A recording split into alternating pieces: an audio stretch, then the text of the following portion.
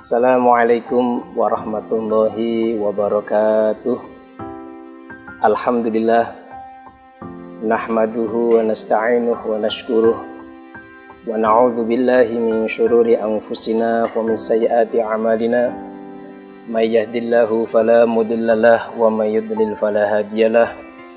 Allahumma shalli wa sallim ala habibina wa syafi'ina wa qurrati a'yunina sayyidina Muhammad ibn Abdillah alladzi ursila ila jami'in nasi kaffah wa ala alihi wa ashabihi dzawil majdi wal karamah ila yaumil qiyamah, amma ba'du. Kepada yang terhormat Syekhina wa murabbi ruhina Al-Allamah Kiai Haji Sholahuddin Munsif yang saya hormati, semoga Allah Ta'ala memanjangkan umur beliau, semoga Allah Ta'ala selalu melindungi beliau, semoga Allah Ta'ala selalu memberikan kesehatan kepada beliau, begitu juga keluarga beliau, keturunan-keturunan beliau, dan juga santri-santri beliau.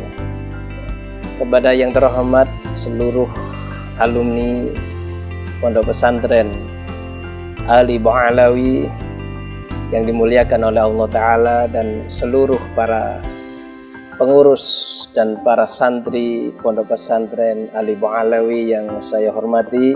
Alhamdulillah, pada kesempatan kali ini kita bisa bertatap muka walaupun tidak secara langsung, tidak secara muwajahah, tapi semoga ini tidak mengurangi manfaat yang akan kita ambil dari pertemuan pada malam hari ini. Pertama, mari kita panjatkan syukur kepada Allah Subhanahu wa Ta'ala, di mana Allah Ta'ala telah memberikan nikmat yang begitu besar kepada kita semuanya, khususnya para santri, di mana Allah Ta'ala telah memberikan kesempatan kepada kita semuanya untuk mencari ilmu, untuk menempuh jalur menuju surga. Karena Rasulullah SAW bersabda, "Man salaka thariqan yaltamisu biha ilman, sahalallahu lahu thariqan ilal jannah," atau kama qala. Barang siapa yang menempuh jalan mencari ilmu, maka Allah akan mempermudahkan dia jalan menuju surga. Tidak semua orang oleh Allah Ta'ala diberi kesempatan seperti kita semuanya untuk thalabul ilmi, khususnya ilmu syariat. Tidak semua orang oleh Allah Ta'ala diberi kesempatan seperti kita untuk mondok mencari ilmu. Tidak semua orang oleh Allah Ta'ala diberi kesempatan seperti kita langsung bermuwajahah, langsung satu majelis dengan salah satu ulama yang termasuk ulama illahi ta'ala. Ini merupakan keberuntungan yang luar biasa. Satu majelis saja dengan orang yang alim, satu majelis saja dengan orang yang berilmu, ini telah memberikan faedah yang begitu besar kepada kita semuanya. Hanya satu majelis saja, ya, satu majelis saja. Walaupun kita kadang tidak faham terhadap kalam yang diucapkan, walaupun terkadang kita tidak mengerti terhadap apa yang dibahas, hanya duduk bersama dengan orang yang alim, hanya duduk dengan orang yang punya ilmu dalam majelisnya, itu sudah bisa kita jadikan modal untuk nanti menghadap kepada Allah Subhanahu wa Ta'ala. Ini sungguh nikmat yang sangat luar biasa. Nomor 2, sholawat salam mari kita tetap curahkan dan sampaikan kepada junjungan kita Nabi besar Muhammad Sallallahu Alaihi Wasallam, yang mana dengan perantara beliau kita bisa mengenal agama Islam, kita bisa mengenal ilmu, kita bisa mengenal ulama, kita bisa mengenal para habaib, kita bisa menjadi cinta kepada ilmu, kita cinta kepada ulama. Itu semua berkat nikmat yang berasal lewat Rasulullah Sallallahu Alaihi Wasallam. Alhamdulillah, Pondok kita sekarang sudah harlah ke-16. Semoga ini semakin menjadikan Pondok Pesantren Ali Ba'alawi menjadi pondok yang benar-benar memberikan manfaat, memberikan berkah, memberikan kontribusi yang besar kepada umat Islam khususnya dan kepada seluruh bangsa secara umumnya. Pondok Pesantren Ali Ba'alawi, saya sebagai pengurus pertamanya dulu, ini ya memang pondok yang sederhana, tidak banyak tirakat di sini. Yang ada di Pondok Pesantren Ali Ba'alawi adalah belajar, ngaji, belajar, ngaji, terus begitu. Ngaji kitab, terus kita baca kitabnya, terus kita ulangi kitabnya. Tidak perlu puasa banyak-banyak, tidak perlu tirakat banyak-banyak. Yang penting ngajinya tekun, yang penting jamaahnya tekun, yang penting wiritannya tekun. Itu salah satu cara untuk mendapatkan ilmu yang bermanfaat. Yang nomor dua, para santri, teman-teman yang dimuliakan oleh Allah Subhanahu wa Ta'ala, salah satu penunjang santri mendapatkan ilmu yang bermanfaat adalah i'tikad kepada guru, keyakinan kepada syekh, keyakinan kepada kiai kita. Di sini adalah Kiai Haji Sholahuddin Nusif As-Sidani yang membimbing kita, yang mengarahkan kita mendapatkan ilmu, mendapatkan ridho Allah Subhanahu wa Ta'ala. Karena tanpa keyakinan kita tidak akan mendapatkan ilmu yang bermanfaat. Kita harus yakin terhadap guru kita, terhadap seluruh peraturan yang dibuat oleh guru kita. Keyakinan inilah yang akan menjadikan kita naik derajatnya. Saya ingat kemarin Al-Habib Umar mengatakan banyak orang yang datang ke sini, ada yang lama, ada yang sebentar. Kadang yang sebentar pulang sudah membawa banyak sekali manfaat. Kata beliau gitu. Kenapa? Karena masyhad yang kuat, keyakinan yang kuat, pandangan dan keyakinan kepada guru benar-benar terpatri dalam hatinya.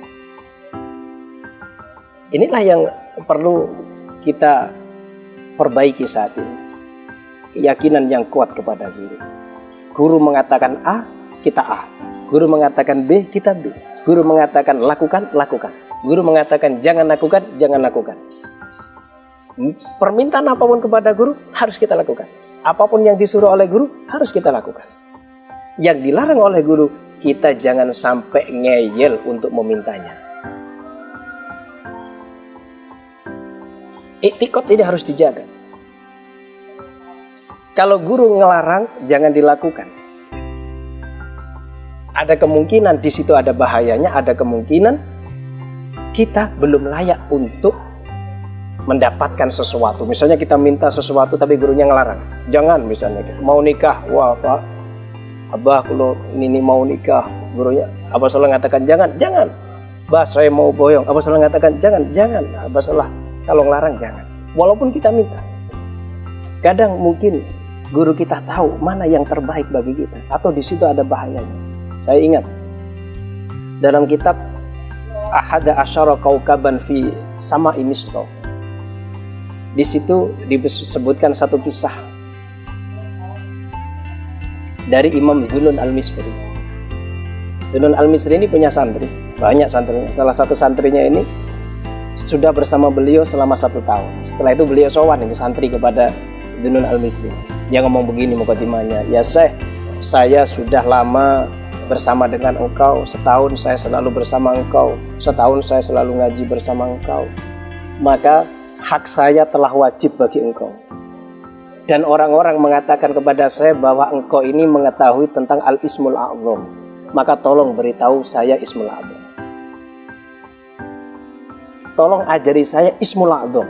Kita tahu kan Ismul A'zam ini kalau dibuat doa pasti mustajab. Apapun yang kita minta dengan Ismul A'zam ini, Allah pasti mengabulkan doa tersebut.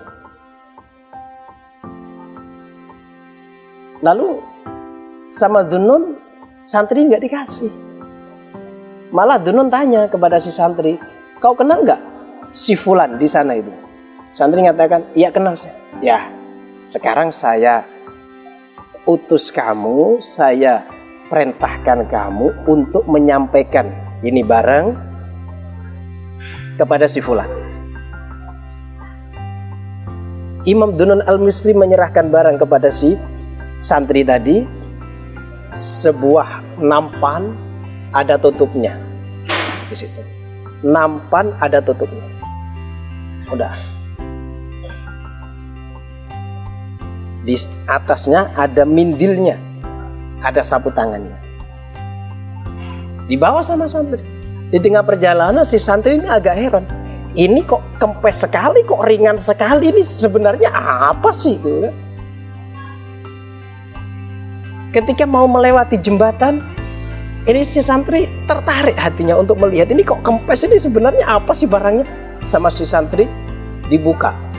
Ternyata dari dalam itu wadah ada tikus kecilnya.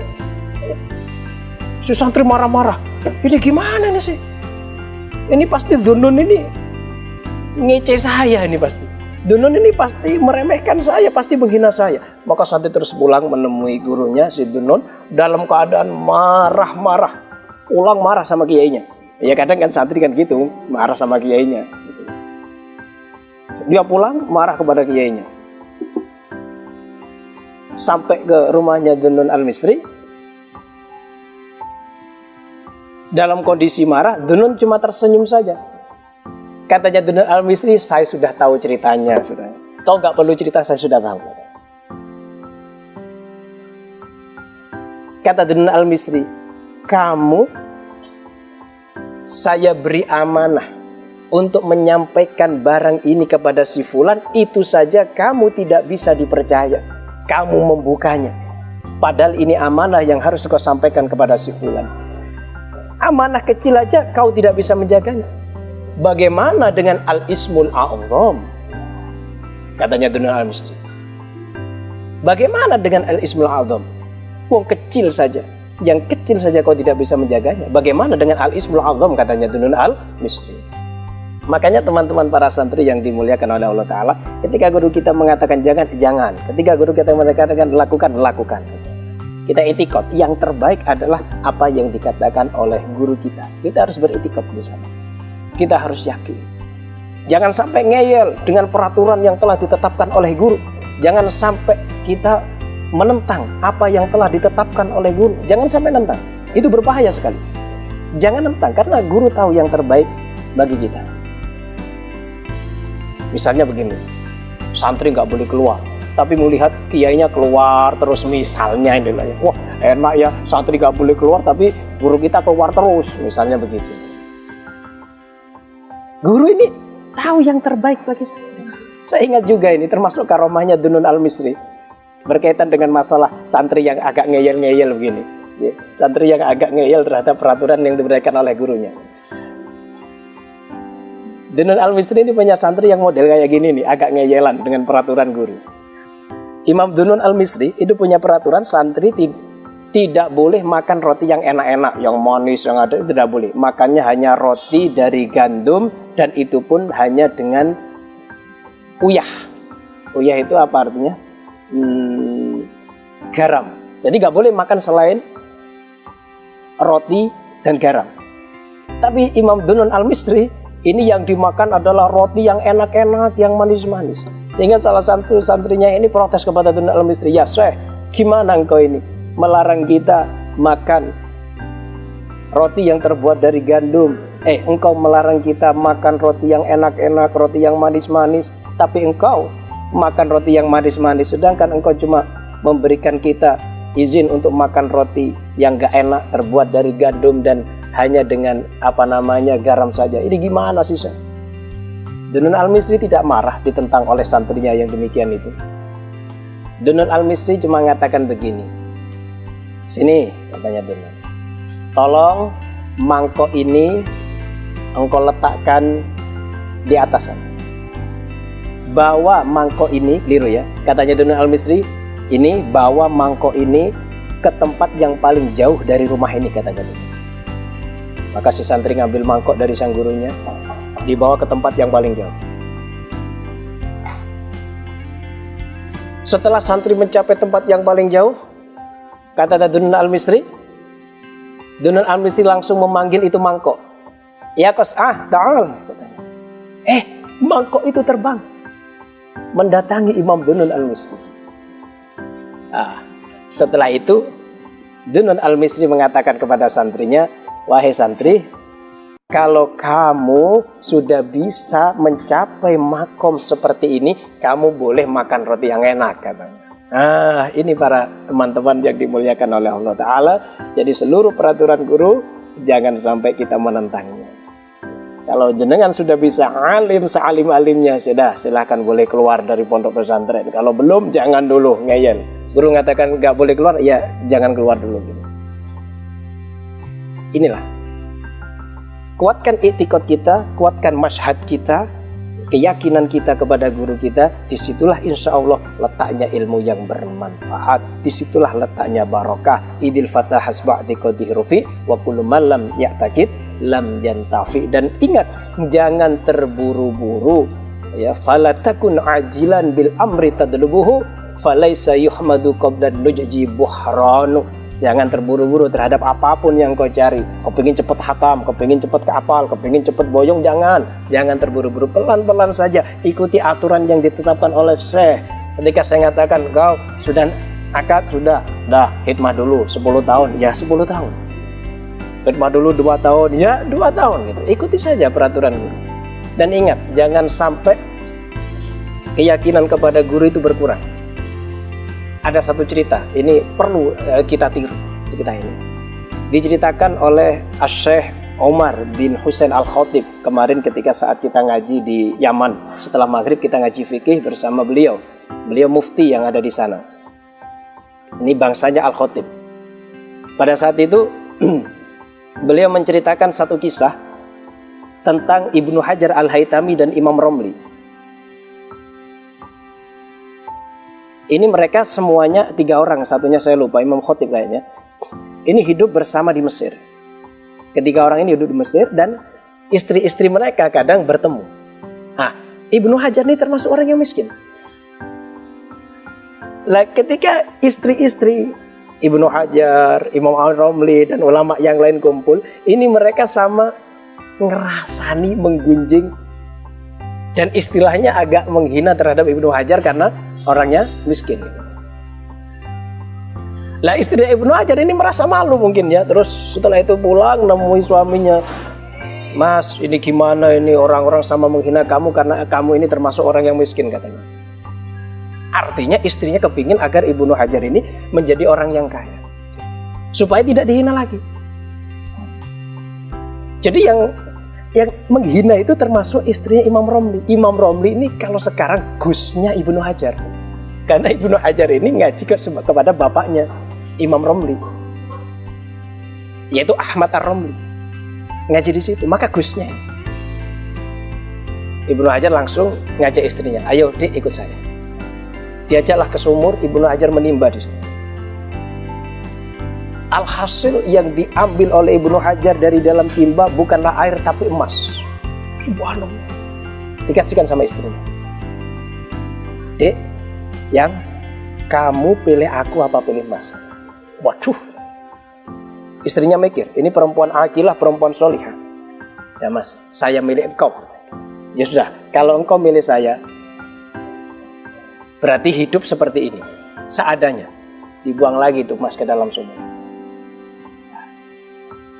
Lalu Ibnu Hajar ngomong sama istrinya, sekarang kita harus pergi dari Mesir. Kita harus pergi dari Mesir, kita harus ke Mekah. Alasannya apa? Alasannya kalau engkau terus berkumpul dengan mereka, perempuan-perempuan ini, maka nanti mereka akan tetap menghina saya. Saya khawatir i'tiqad saya sama guru saya, sama gus saya, itu menjadi berkurang. Ayo kita ke Mekah saja. Inilah salah satu faktor yang menjadikan Ibnu Hajar itu pergi dari Mesir ke Mekah, sehingga beliau terkenal dengan julukan Ibnu Hajar Al-Makki, Al-Haytami Al-Makki, untuk menjaga i'tiqad kepada guru supaya tidak berubah. Inilah yang perlu kita sampaikan. Semoga kita diberi ilmu yang bermanfaat. Semoga guru kita Kiai Haji Sulahuddin Munsif As-Sidani selalu diberi panjang umur, diberi kesehatan, diberi ilmu yang terus bermanfaat. Semoga Pondok Pesantren Al-Ibu Alawi dijadikan pondok pesantren yang benar-benar bermanfaat dunia dan akhirat. Demikian, kurang lebihnya saya mohon maaf. Assalamualaikum warahmatullahi wabarakatuh.